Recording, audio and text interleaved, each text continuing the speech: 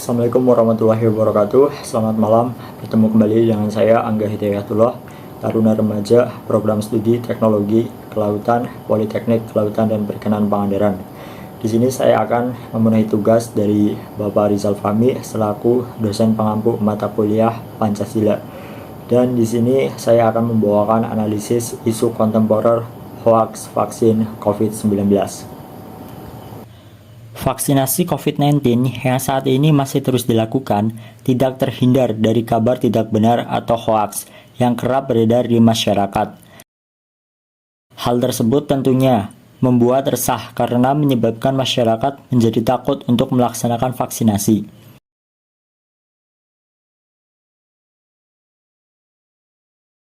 Menurut data yang dilansir dari kominfo.go.id, dalam periode 27 Mei 2021, terdapat 1.528 isu hoaks yang tersebar di masyarakat.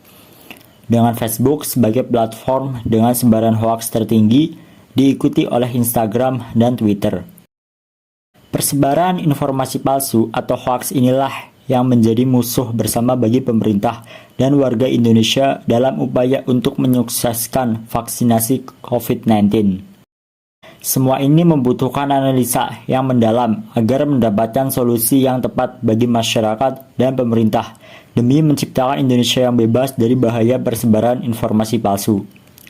Berikut ini adalah beberapa alasan saya memilih kasus COVID-19 di Indonesia. Dilihat dari aspek aktual, isu ini saya pilih karena isu ini sudah terjadi dan menjadi perbincangan masyarakat. Mengingat setiap harinya muncul hoaks baru yang berkaitan dengan vaksinasi COVID-19.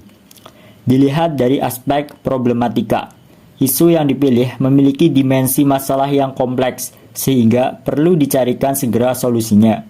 Secara komprehensif karena menyangkut dengan program pemerintah yang ingin segera menuntaskan wabah virus COVID-19. Dilihat dari aspek kekhalayakan, isu yang dipilih menyangkut hajat hidup seluruh elemen masyarakat Indonesia dan menurunkan faktor keraguan-raguan masyarakat untuk mengikuti program vaksinasi. Dilihat dari aspek kelayakan, isu yang dipilih masuk akal, relevan, dan realistis untuk dapat dipecahkan masalahnya.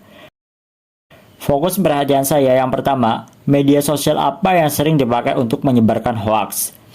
Diambil dari survei Kominfo, di sini menyebutkan bahwa sebaran hoaks seputar vaksin COVID-19 paling banyak beredar di Facebook. Fokus yang kedua, kategori umur yang dominan menyebarkan hoaks. Di sini kita melihat kecenderungan menyebarkan berita hoaks berdasarkan kategori usia. Survei menunjukkan bahwa setiap kategori umur mempunyai kecenderungan yang hampir sama dalam menyebarkan hoaks. Artinya, baik yang muda maupun yang tua, responden mempunyai tingkat kecenderungan yang sama dalam menyebarkan hoaks. Dengan begitu, saya pun tidak bisa menyimpulkan adanya hubungan antara usia dan kecenderungan menyebarkan hoaks dalam survei ini. Terlihat dalam grafis di atas, hal ini juga berlaku pada faktor demografis yang lain, yaitu jenis kelamin. Temuan yang paling menarik dalam survei membuktikan bahwa faktor demografi seperti umur dan jenis kelamin tidak mempengaruhi kecenderungan dalam menyebarkan hoaks. Fokus saya yang ketiga, apakah ada peraturan terkait dengan penyebaran hoaks? Menarik ya.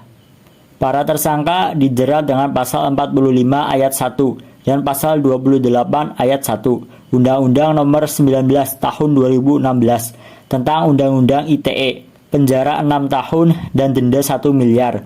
Itu adalah ancaman untuk para oknum penyebar hoaks soal virus corona. Fokus saya selanjutnya, apakah masyarakat melakukan validasi informasi yang didapat? Menurut situs dailysocial.go.id,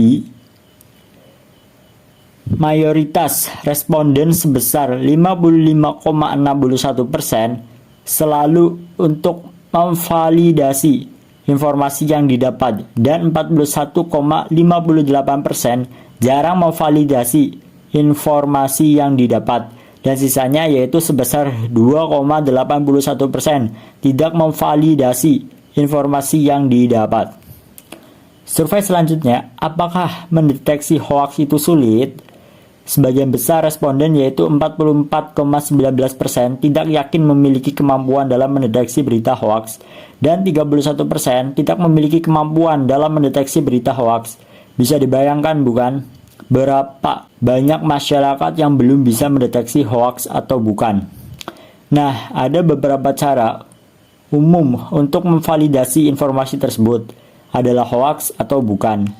Pertama, perhatikan keaslian foto dan keterangan yang disertakan, sebab banyak kasus foto berbeda digunakan untuk menjelaskan sesuatu. Ada juga kejadian yang sudah lama namun dibuat seolah aktual. Yang kedua, hati-hati pada judul yang provokatif. Yang ketiga, mencermati alamat situs. Yang keempat, mengecek keaslian foto tersebut. Kita bahas isu hoax vaksin COVID-19. Ini menggunakan teknik SWOT.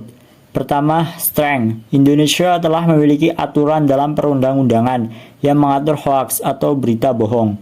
Seperti dalam Undang-Undang 11 tahun 2008 tentang informasi dan transaksi elektronik, pemerintah melalui Kementerian Komunikasi dan Informatika terus berupaya menanggulangi berita hoax. Kominfo telah membuka kanal aduan untuk masyarakat yang ingin melaporkan berita hoax.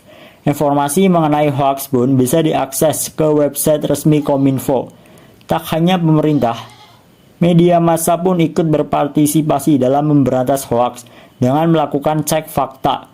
Masyarakat juga ikut peran serta dengan membuat komunitas online anti hoax, seperti Masyarakat Anti Fitnah Indonesia atau Mafindo. Selain itu, beberapa platform sosial media pun telah memiliki fitur untuk mengecek informasi yang berhubungan dengan COVID-19 dan vaksinnya. Selanjutnya, weakness, literasi digital serta daya berpikir kritis masyarakat masih tergolong rendah, sehingga banyak yang sulit membedakan mana informasi hoaks dan mana yang bukan. Di sisi lain, penyebaran hoaks sangat masif di media sosial. Namun, ada beberapa keuntungan yang bisa dimanfaatkan untuk menanggulangi hoaks ini. Pertama, kemudahan mengakses internet menjadi peluang agar masyarakat bisa melakukan verifikasi untuk setiap informasi yang didapatkan secara mandiri. Pemerintah juga telah gencar melakukan sosialisasi vaksin sehingga memudahkan masyarakat mendapatkan informasi yang benar. Banyaknya influencer di setiap platform media sosial menjadi keuntungan tersendiri. Influencer dari berbagai golongan dan usia ini bisa diajak bekerja sama untuk mengkampanyekan vaksin. Namun, gencarnya kelompok anti vaksin di sosial media menjadi ancaman untuk menghentikan isu hoaks vaksin. Tak sedikit hoaks yang muncul dari kelompok ini. Dan tak hanya itu, gerakan anti vaksin di luar negeri juga dijadikan bahan penguat untuk kelompok anti vaksin di Indonesia. Lantas, apa yang bisa dilakukan oleh pemerintah dan masyarakat untuk menghentikan hoaks anti vaksin ini? Pertama, literasi bermedia sosial masih menjadi kunci. Pemerintah harus terus mengupayakan agar masyarakat mampu dan mau melakukan verifikasi setiap informasi yang didapatkan. Tak hanya informasi, tapi juga sosialisasi bagaimana cara melakukan step by step saat verifikasi. Sementara itu, untuk masyarakat terutama dari kalangan muda, harus terus melatih kemampuan berpikir kritis. Sebab anak muda yang dinilai lebih mudah beradaptasi dengan teknologi ini diharapkan bisa membantu generasi yang lebih tua. Selain literasi, penanggulangan penyebaran isu hoaks juga harus terus dilakukan oleh pemerintah. Salah satunya ialah dengan lebih gencar meluruskan setiap informasi hoaks. Adanya fitur anti hoax yang disediakan oleh platform media sosial bisa dimanfaatkan untuk menyebarluaskan fakta. Selain itu, pemerintah juga harus lebih gencar melakukan pemblokiran pada situs maupun akun media sosial yang kerap mengunggah tulisan, gambar, ataupun video bermuatan hoax. Akhir kata, yuk hentikan hoax dengan sharing sebelum sharing.